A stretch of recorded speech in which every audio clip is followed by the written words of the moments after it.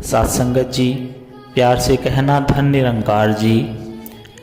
स्वागत है आप सभी का हमारे YouTube चैनल सोना इंस्पायर विचार पर। इस वीडियो की शुरुआत करने से पहले दास आपसे हाथ जोड़कर एक भावपूर्ण निवेदन करना चाहता है।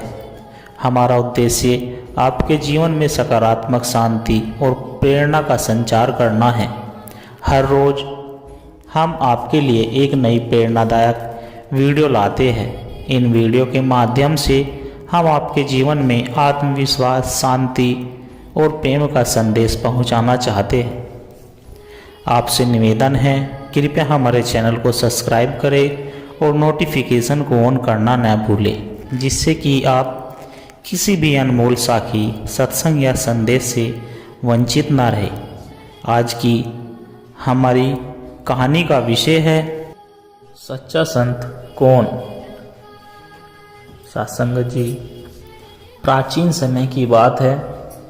एक राजा को अध्यात्म में बहुत रुचि थी। वह अक्सर संतों और महात्माओं के प्रवचन सुनता, लेकिन उसके मन में एक सवाल हमेशा बना रहता, सच्चा संत कौन होता है। राजा ने कई विद्वानों और संतों से यह प्रश्न किया, लेकिन कोई भी उसे तृप्त करने वाला उत्तर नहीं दे सका।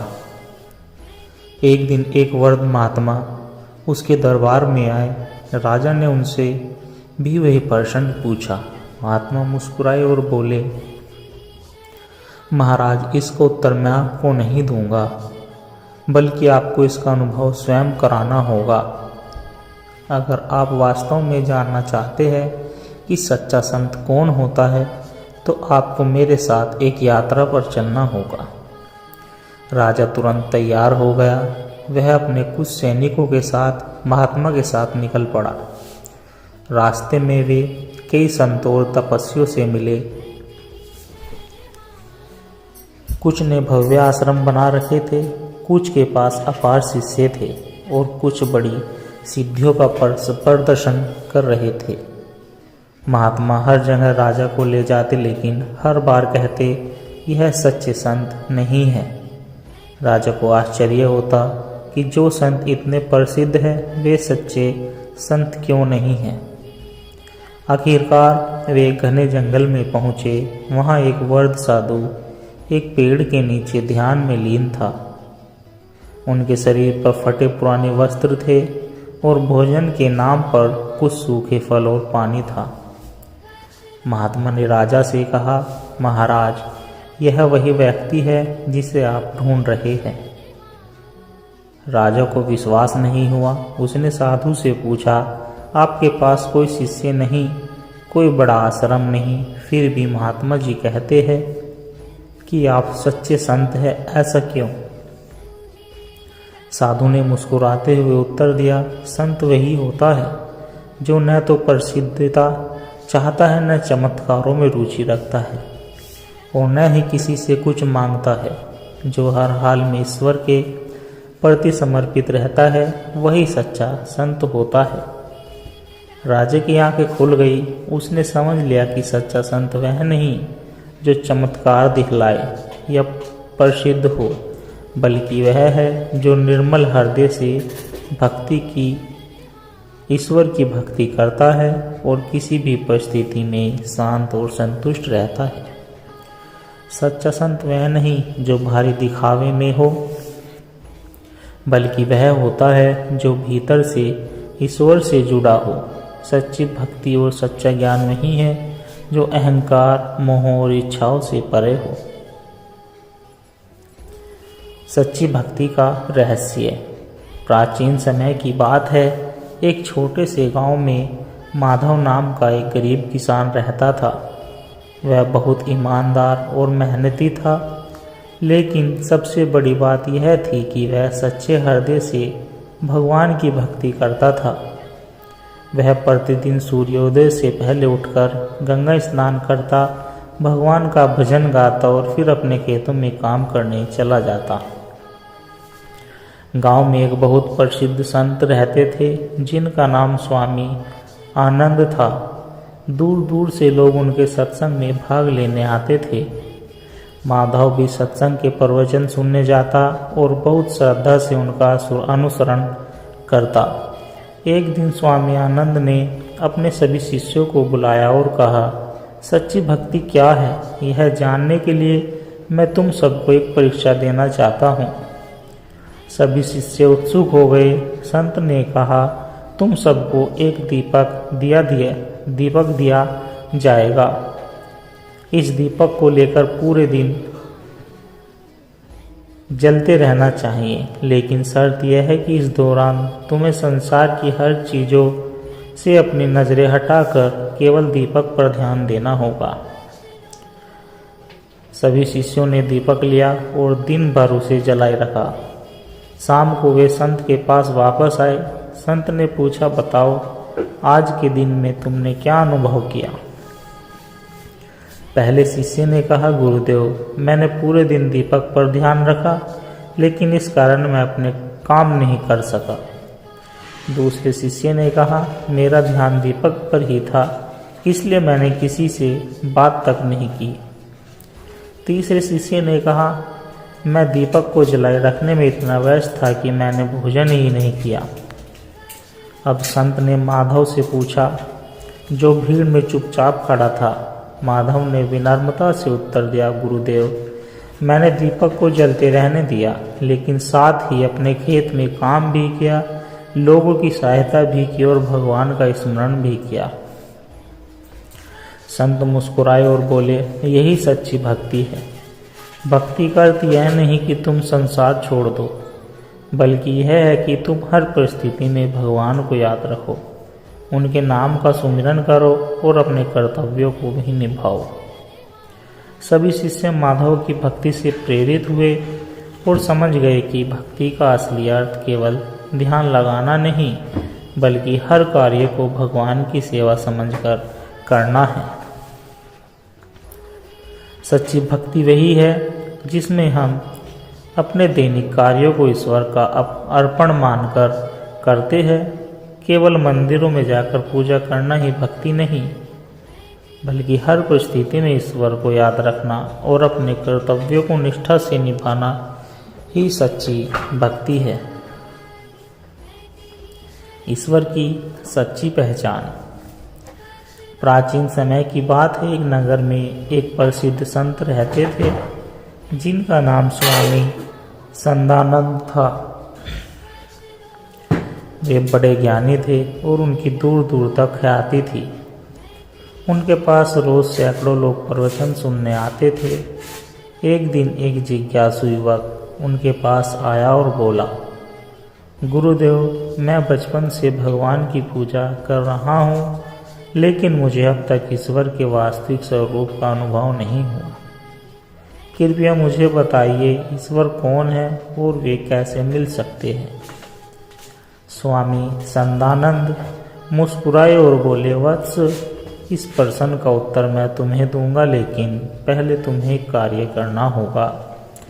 युवक बोला, आज्ञा दे गुरुदेव। स्वामी जी ने उसे एक दीपक दिया और कहा, इस दीपक को लेकर पूरे नगर का चक्कर लगाओ, लेकिन ध्यान रहे दीपक की लौ बुझनी नहीं चाहिए। अगर लौ बुझ गई तो तुम्हारी परीक्षा असफल मानी जाएगी। युवक दीपक लेकर नगर की ओर निकल पड़ा। रास्ते में बहुत भीड़ थी। कई जगह लोग आपस में झगड़ रहे थे। कहीं बाजार में शोरगुल था तो कहीं उत्सव मनाया जा रहा था, लेकिन युवक का ध्यान सिर्फ दीपक पर था। उसने बड़ी सावधानी से दीपक को सुरक्षित रखते हुए पूरा नगर भ्रमण किया और अंततः संत के पास पहुंचा।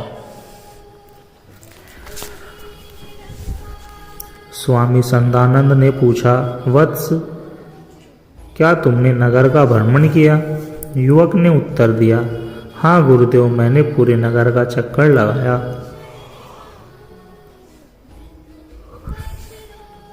स्वामी जी ने फिर पूछा, अच्छा बताओ, रास्ते में क्या क्या देखा? युवक थोड़ा झिझकिताते हुए बोला, गुरुदेव, मैं कुछ भी स्पष्ट रूप से नहीं देख पाया, क्योंकि मेरा पूरा ध्यान दीपक की लौ पर था। मैं बस यही सुनिश्चित कर रहा था कि वह बुझ ना जाए। स्वामी मुस्कुराते हुए कहा, यही उत्तर है तुम्हारे प्रश्न का। जब तुम संसार में रहते हुए भी अपनी आत्मा के दीपक को जलाए रखोगे, अपने मन को ईश्वर में स्थिर रखोगे और दुनियावी आकर्षण में भटकने के बजाय ईश्वर को अपने हृदय में रखोगे, तब तुम्हें ईश्वर की सच्ची पहचान होगी। युवक की आंखें खुल गई। उसने समझ लिया कि ईश्वर बाहर नहीं बल्कि हमारे अंतर्मन में है। जब हम अपने कर्मों को पवित्र भाव से करते हैं, मन को संसार की चकाचौंध से हटाकर प्रभु में लगाए रखते हैं, तब हम ईश्वर का साक्षात्कार होता है। सच्चा भक्त वह नहीं जो सिर्फ बाहरी पूजा पाठ करता है, बल्कि वह है जो हर परिस्थिति में अपने हृदय में ईश्वर की ज्योत को जलाए रखता है। संसार में रहते हुए भी अगर हमारा मन प्रभु से जुड़ा है, तो वही सच्ची भक्ति और सच्चा ध्यान है। सत्य की खोज।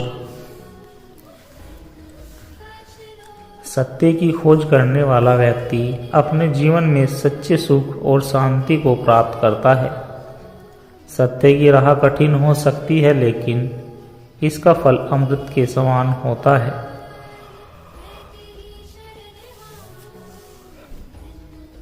संतोषी सबसे बड़ा धन है। मनुष्य संसार के सुखों के पीछे भागता है, लेकिन असली सुख भीतर की शांति में है। संतोष ही वास्तविक संपत्ति है जो हमें आत्म सुख की अनुभूति कराती है। सच्ची भक्ति केवल पूजा पाठ तक सीमित नहीं है। यह एक अनुभूति है जो मनुष्य के मन और आत्मा को प्रभु से जोड़ती है। प्रेम, सेवा, करुणा और निस्वार्थता भक्ति के मुख्य उद्देश्य हैं। अहंकार का त्याग।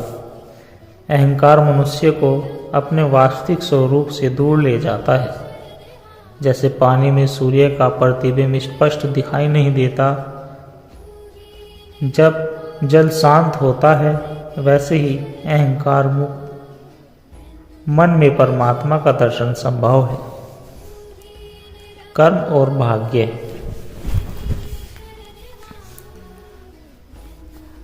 हमारा आज का कर्म ही हमारा भविष्य बनाता है। अच्छे कर्मों का फल निश्चित रूप से मिलता है, इसीलिए हमें सद्कर्मों का मार्ग अपनाना चाहिए। प्रेम और करुणा। प्रेम ही सृष्टि का आधार है। जब हम प्रेम और करुणा से दूसरों के साथ व्यवहार करते हैं, तब हम अपने भीतर ईश्वर को अनुभव करते हैं। ध्यान और साधना। ध्यान हमारे मन को एकाग्र करता है और हमें आंतरिक शक्ति प्रदान करता है।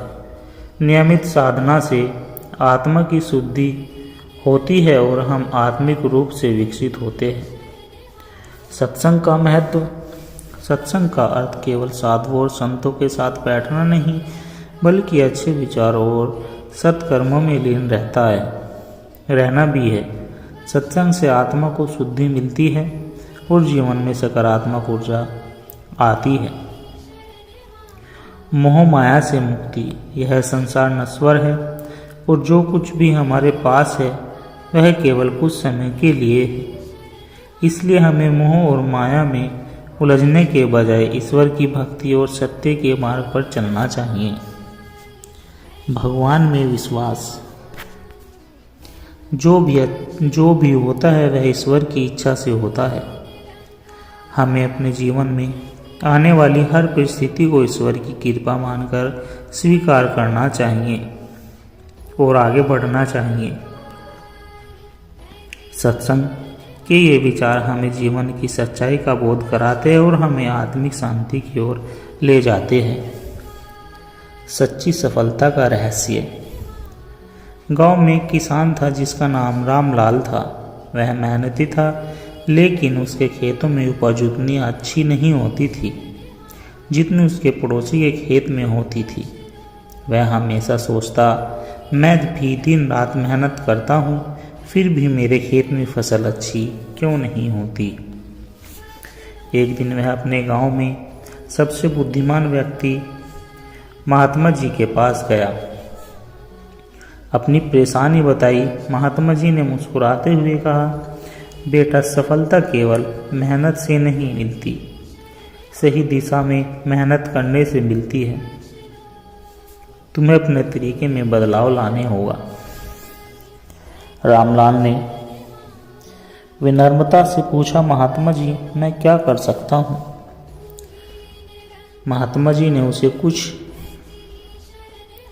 बीज दिए और कहा, इन्हें सही तरीके से बो, समय पर पानी दो, खाद डालो और प्यार से देखभाल करो, लेकिन एक शर्त है, तुम्हें धैर्य रखना होगा। रामलाल ने महात्मा की बात मानी। उसने सावधानी पूर्वक बीज बोए, उनकी देखभाल की और ध्यानपूर्वक प्रतीक्षा की।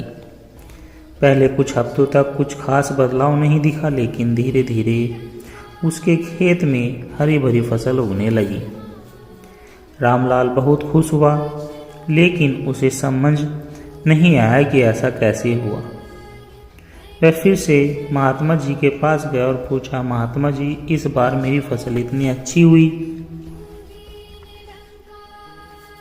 महात्मा जी ने उत्तर दिया, क्योंकि इस बार तुमने केवल मेहनत नहीं बल्कि सही विधि से मेहनत की। जब तुम्हारी सोच और तरीका सही नहीं होगा, तब तक तुम्हारी मेहनत का पूरा फल नहीं मिलेगा।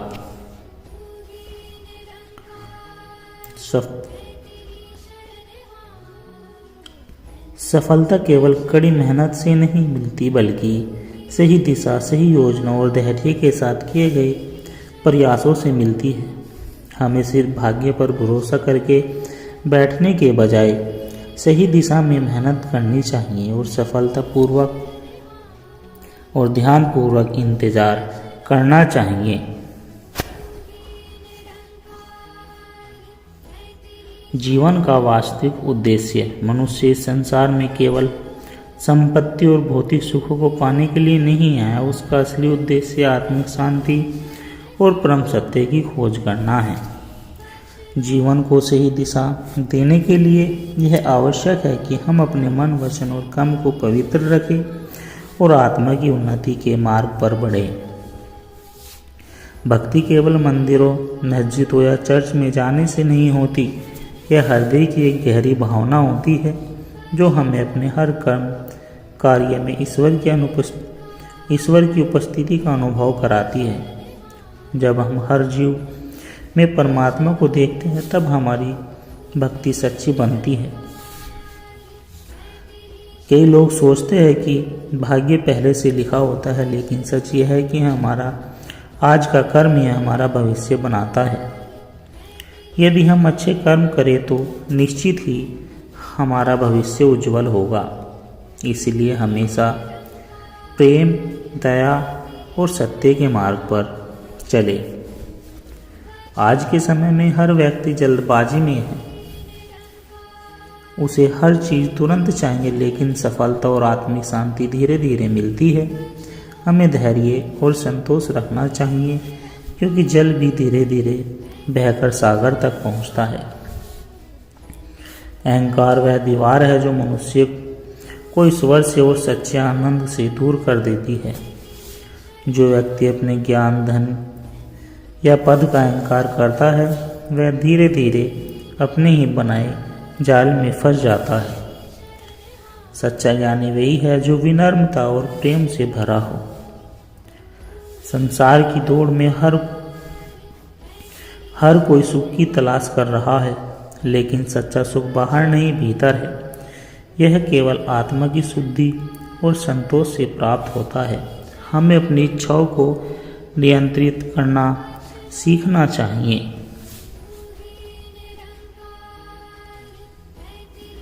तभी हम वास्तविक आनंद को महसूस कर सकते हैं। जिस तरह दीपक पूरे कमरे को रोशन कर देता है, वैसे ही सत्संग हमारे जीवन और आत्मिक प्रवचनों से जुड़ते हैं, तो हमारा मन शांत और शुद्ध रहता है। सफलता केवल धन, प्रसिद्धि से नहीं मापी जाती, बल्कि सच्ची सफलता वह है जिसमें हम अपनी आत्मा को जान सके, दूसरों की सेवा कर सके और अपने आप जीवन को एक उच्च उद्देश्य दे सके। मोह माया में फंसकर मनुष्य अपने वास्तविक स्वरूप को भूल जाता है। धन, प्रतिष्ठा और भौतिक वस्तुएं नश्वर है, लेकिन आत्मा अमर है। इसलिए सच्चा आनंद तभी मिलेगा जब हम स्वयं को इन बंधनों से मुक्त कर लेंगे और ईश्वर में मन लगाएंगे। मनुष्य अपने जीवन में कितना भी सफल हो जाए, लेकिन यदि उसके हृदय में प्रेम और करुणा नहीं है तो वह भीतर से खाली ही रहेगा। दूसरों की सहायता करना, प्रेम बांटना और करुणा का भाव रखना ही सच्चे जीवन की पहचान है। यदि हम इन विचारों को अपने जीवन में उतारे तो न केवल हमारा जीवन सुखमय बनेगा, बल्कि हम आत्मिक शांति और सच्ची सफलता प्राप्त कर सकेंगे। सत्संग, साधना और सद्कर्म ही हमारे मोक्ष की ओर ले जाते हैं। सत्संगत जी दास के द्वारा कहे गए प्रेरणादायक कहानी, विचार और सत्संग विचार आप जी को अच्छे लगे हो तो लाइक, कमेंट, शेयर ज़रूर कर दे और हमारे चैनल को भी सब्सक्राइब कर दे और दास को आशीर्वाद दे।